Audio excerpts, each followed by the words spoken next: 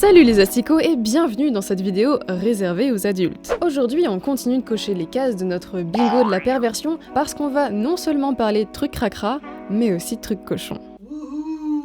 On commence un peu à vous connaître et on sait que parmi vous il y a pas mal d'amateurs de films de genre, de gore et de scènes riches en hémoglobine. Alors pour pas vous dépayser avec une vidéo 100% cul, j'ai sélectionné plusieurs mésaventures torrides et sanguinolentes qui sont arrivées à des chauds lapins et qui impliquent des orifices et des corps étrangers. Now I'm lubing up the little toy car because I'm going to put it in my butt.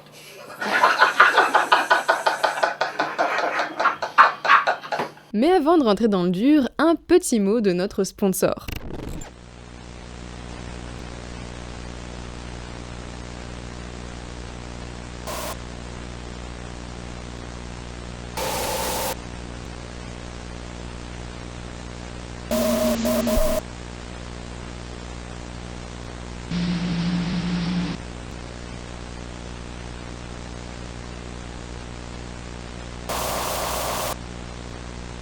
Jaco Toy, c'est des jouets pour adultes en silicone biocompatible, fabriqués et conçus en France. Il propose plus d'une vingtaine de modèles disponibles et tous sont personnalisables selon tes envies et ton imagination. Taille, fermeté, couleur, les combinaisons sont multiples et te permettront de créer un toy unique. Le toy du jour, c'est le Pipou de Satan. Une jolie bête démoniaque tout en relief imaginée par le tatoueur Ergo qui vous est proposé par Jaco Toy en partenariat avec Crève Closing. Le Pipou est disponible en édition très limitée, en doré ou en noir pailleté. En plus des jouets, Jaco Toy te propose des petits squishies super mignons, des stickers ultra stylés, des échantillons pour t'aider à choisir la fermeté de ton toy et des boosters pour découvrir les modèles et les couleurs disponibles. De quoi pimper ton étagère de DVD ou ta prochaine soirée jeu de société. Jaco Toy expédie partout dans le monde et l'envoi est gratuit pour la France dès 80 € d'achat. Rends-toi sur le site en cliquant sur le lien dans la description et profite de 15% de réduction sur ta première commande avec le code DELEVATED15. L'offre est valable jusqu'au 31 octobre, alors fais-toi plaisir avant Halloween. Merci Jaco Toy. Vu le sujet de la vidéo, c'est fort probable que cette vidéo ne soit pas monétisée ou interdite aux moins de 18 ans, donc donnez-nous un petit coup de pouce et abonnez-vous. Parce qu'entre nous, on rigole, on parle d'orifices, de corps étrangers, mais c'est vrai qu'on a tendance à oublier que c'est peut-être un petit peu chaud. On est dans notre élément, nous. Au bout d'un moment, on se rend plus compte de ce qu'on fait. Mais comme des poissons dans l'eau, finalement. Hein.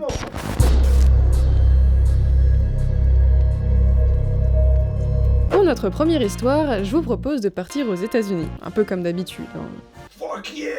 En avril 2023, une jeune femme est convoquée pour passer un IRM. L'examen se déroule tranquillou jusqu'au moment où le technicien tire la table sur laquelle était allongée la jeune femme et celle-ci se met à pousser des cris de douleur. Elle se plaint alors de fortes douleurs, de nausées et elle est même à 2 doigts de tomber dans les pommes. Qu'on se le dise, c'est pas du tout normal quand vous passez un IRM. Normalement, vous êtes pas censé douiller.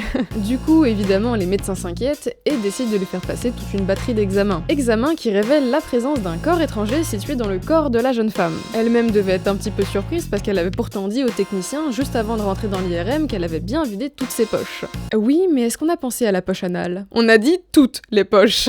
En fait, notre patiente un peu coquine sur les bords avait oublié d'enlever un sextoy qui était initialement situé dans son rectum. Pour elle, c'était normal de le garder pour un examen médical. Bon. Et ce qui est assez ouf, c'est que quand la patiente échange avec les médecins, qui étaient carrément sur le cul, si je puis me permettre, elle leur dit que, elle était persuadée qu'il était 100% silicone. Sauf que le petit coquin n'était pas 100% silicone et qu'il contenait un noyau en métal. Chose d'ailleurs qu'elle reprochera à la marque du sextoy et elle tentera carrément de les poursuivre. Je sais pas si vous y connaissez bien en radio, mais en tout cas, sur celle-ci, on peut deviner à peu près les hanches de la patiente et tout en haut, ce qui est carrément un butt plug. Mais qui se trouve carrément dans sa poitrine. Ouais, sur le côté, t'as, j'imagine, un bout de son gros intestin, donc qui fait tout le tour, tu vois, du ventre. Je vous laisse imaginer la douleur qu'elle a dû ressentir. Parce qu'en fait, si on prend un petit schéma du rectum et qu'on y regarde ensemble, le jouet pour adulte était initialement placé dans le rectum, en passant par le canal anal, et celui-ci s'est retrouvé logé dans la poitrine de la patiente. Autant dire qu'il a fait un joli petit trajet. C'est Lemmy Wings, le butt plug. Ouais, j'y ai trop pensé. J'ai hésité à l'appeler Lemmy Wings, la partie. Ton voyage, tu verras, sera sombre, il sera noir. Mais tu dois sortir de ce cul pour raconter ton histoire. Et si vous êtes pas trop familier avec le fonctionnement d'une imagerie par résonance magnétique, donc une IRM, ça repose sur l'utilisation d'un puissant champ magnétique. Moi, c'est Paprika. et je suis ravi de vous expliquer le déroulement de cet examen. Autrement dit, tout ce qui est de métal est attiré par le tube de l'IRM. Donc dès que le technicien a mis en route l'IRM, le butt plug avec son noyau en métal a été attiré par la bobine, ce qui a causé de très graves dommages internes à la patiente. Il a fait la fusée à travers les organes. C'est hardcore. Pour vous donner une idée un petit peu plus concrète du fonctionnement d'un IRM, est-ce que vous avez déjà accroché un dessin sur votre frigo à l'aide d'un magnète? Y a un petit peu de ça dans ce qui s'est passé dans le corps de la jeune femme. Évidemment, la nana a douillé sa mère, mais je crois qu'elle s'en est sortie, fort heureusement pour elle. Comme quoi, y a pas que des conneries dans Destination Finale.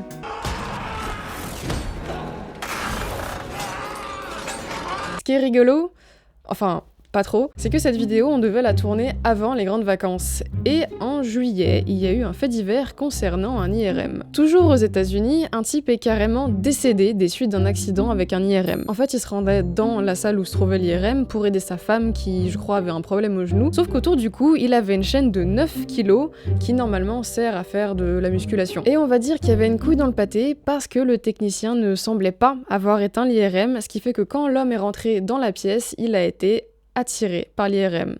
Et il en est mort. La prochaine fois que vous passerez un examen radiologique, pensez bien à enlever tout objet métallique de vos poches. Toutes les poches.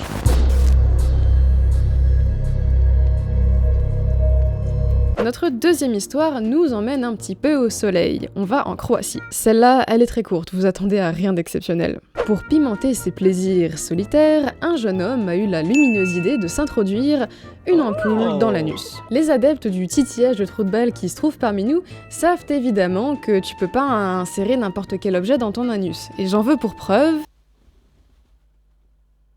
Si t'insères quoi que ce soit qui n'a pas de poignée dans ton anus, bah ça reste coincé.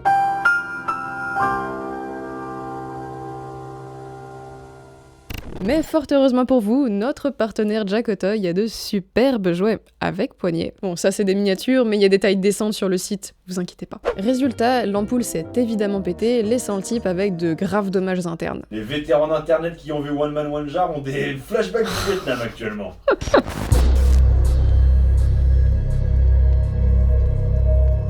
Allez, on retourne aux States, et cette fois on va dans le Maryland. En mars 2009, un couple a lui aussi décidé de pimenter sa soirée. Ils avaient tous les deux à leur disposition des jouets pour adultes en silicone, mais ils ont jugé que c'était pas assez. Alors, après avoir réfléchi un petit peu et avoir fait un tour dans la cabane à outils, ils ont décidé d'installer les jouets sur une scie.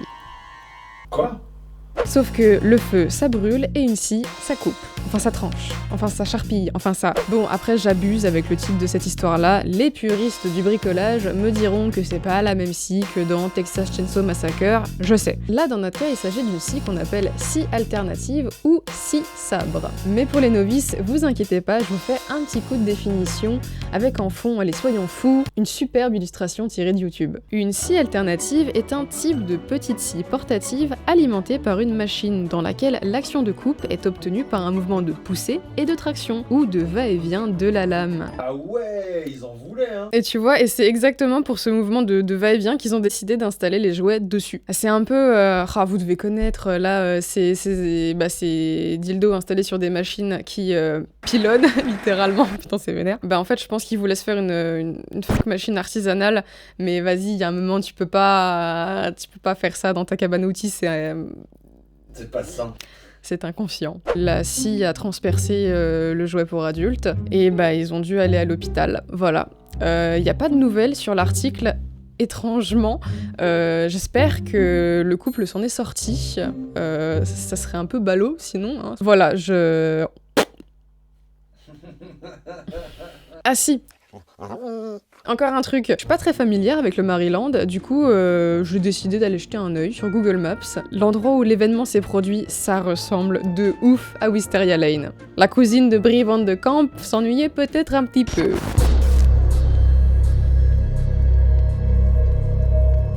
Pour notre histoire suivante, on fait un bond de presque 40 ans dans le passé. Histoire qui est tellement inédite pour l'époque qu'elle a carrément eu droit à son propre article dans une revue scientifique américaine. Je vais essayer de vous expliquer ça correctement. Quand deux personnes s'aiment très fort, là dans notre cas c'est deux messieurs, parfois elles se font des bisous, parfois elles s'insèrent des trucs dans l'anus.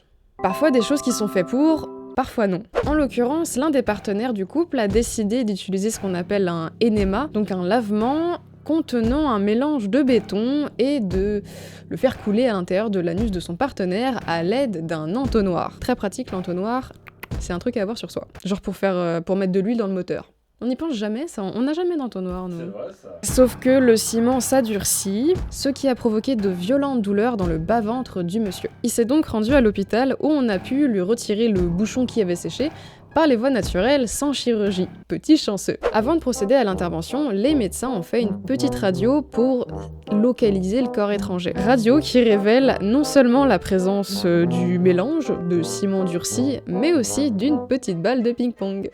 Ça veut dire qu'ils ont commencé par la balle de ping-pong. Merci de demander, c'est là où c'est un petit peu technique. J'ai trouvé l'article qui a été dédié du coup à cette situation un petit peu inédite. Je vous le conseille pas trop parce qu'il est légèrement homophobe sur les bords, mais bon, c'était 87. Non, c'est un peu chaud quand même. La balle de ping-pong a été insérée après, histoire de faire un petit bouchon, sauf que comme la balle de ping-pong elle est remplie d'air, elle a été absorbée et elle s'est coincée au milieu de la mixture.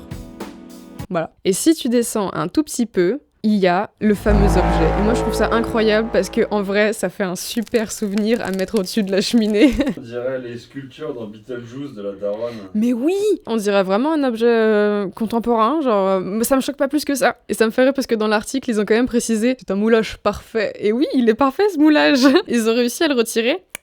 Nickel. Et quand on y pense, le gars a eu vachement de chatte. Pas besoin de chirurgie pour retirer le corps étranger, et il a pas non plus été brûlé par le ciment. Parce que le ciment, quand il est au contact de la peau, normalement il peut causer des brûlures chimiques. Ce qui aurait sacrément aggravé son cas.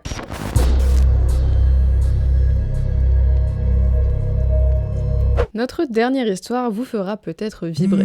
Une jeune femme se présente à l'hôpital avec un corps étranger à l'intérieur du bas-ventre. Normal. Jusqu'ici, une journée normale aux urgences finalement. Elle raconte au médecin qu'elle fricotait avec son petit ami et qu'il lui passait sur les parties intimes une espèce de jouet pour adultes des temps modernes qui ressemble à un crayon qui vibre. Et alors, ils ont osé, ils ont sorti l'excuse de « ça a glissé ».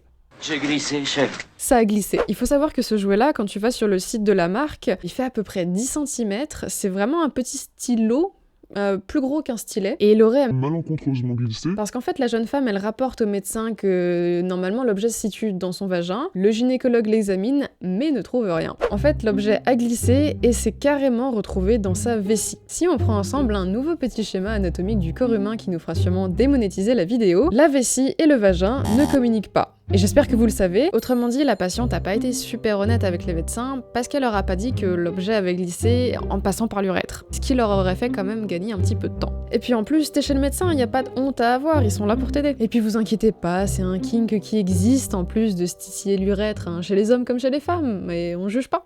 J'espère que cette vidéo vous a plu, que vous avez passé un bon moment tout en apprenant des choses. Si vous voulez pimenter votre vie intime en toute sécurité, faites un tour sur le site de Jacotoy. Et en attendant, amusez-vous bien, soyez prudents, bisous!